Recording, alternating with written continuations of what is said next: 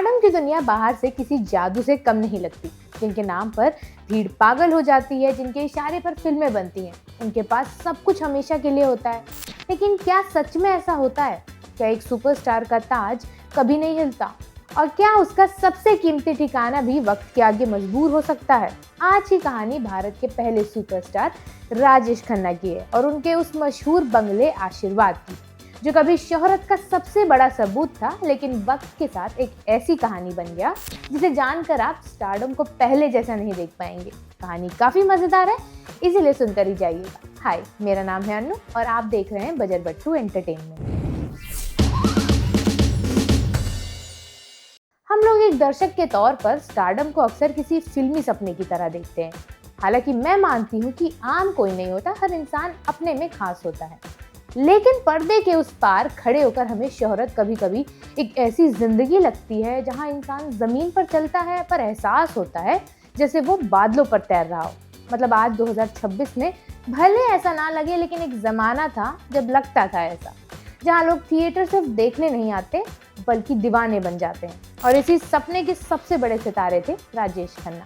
1969 से 1972 के बीच लगातार 15 सोलो हिट फिल्में देना कोई छोटी बात नहीं थी। ये ऐसा रिकॉर्ड था जिसने उन्हें भारत का पहला सुपरस्टार बना दिया।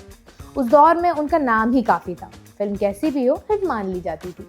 इसी शोहरत के बीच उन्होंने मुंबई के कार्टर रोड पर समंदर के सामने एक खूबसूरत बंगला खरीदा और उसका नाम रखा गया आशीर्वाद। 3.5 लाख रुपए में खरीदा गया ये घर सिर्फ रहने की जगह नहीं था, ये काका की कामयाबी का सबसे बड़ा निशान बन गया था। आशीर्वाद के अंदर का माहौल भी किसी फिल्म से कम नहीं था। यहाँ सच में दरबार लगता था।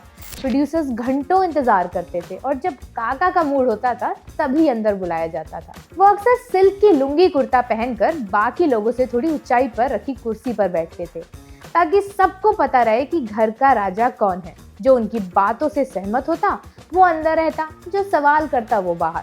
रात को महफिलें चलती, जाम चलते और हर तरफ किंग काका की तारीफ होती। लेकिन अगर किसी ने जरा भी उल्टी बात कह दी तो उसे साफ शब्दों में कह दिया जाता, अब आप यहाँ से उठिए और जाइए।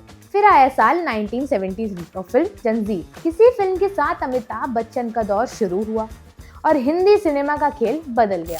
धीरे धीरे राजेश खन्ना की चमक कम होने लगी। उन्होंने वापसी की कोशिश भी की, लेकिन वो पुराना जादू वापस नहीं आ पाया। वक्त बीतता गया और 2000 तक हालात इतने बिगड़ गए कि पैसों की तंगी होने लगी। ऊपर से इनकम टैक्स का नोटिस, 1.5 करोड़ रुपए से ज्यादा का बकाया। तभी खबरें आने लगी कि शायद काका को अपना सबसे प्यारा घर आशीर्वाद बेचना पड़े। यही कहानी में आता है सबसे चौंकाने वाला मोड़। किताब के मुताबिक सलमान खान ने लेखक रूमी जाफरी के जरिए संदेश भिजवाया कि उनके भाई सोहेल खान आशीर्वाद खरीदना चाहते हैं। ऑफर बड़ा था, घर की कीमत देने के साथ साथ काका के टैक्स के पैसे चुकाने की भी बात हुई थी। और इतना ही नहीं, सलमान खान ने ये तक कह दिया कि अगर सौदा हो जाए तो वो राजेश खन्ना की फिल्म में बिना फीस के काम कर लेंगे। आज के दौर में सोचिए, सलमान खान फ्री में काम करने को तैयार। सुनने में मदद लगती है, लेकिन काका के लिए ये बात दिल तोड़ने वाली थी। जब ये ऑफर राजेश खन्ना तक पहुंचा तो उन्होंने इसे अपनी इज्जत पर हमला मान लिया। उन्होंने रूमी से कहा, मैं तुम्हें बेटा मानता हूं और तुम मेरा घर बिकवाना चाहते हो, मुझे सड़क पर लाना चाहते हो। उनके लिए आशीर्वाद सिर्फ एक घर नहीं था, वो उनकी पहचान था। हम सबके लिए घर एक खास जगह होती है ना? उनके लिए भी थी।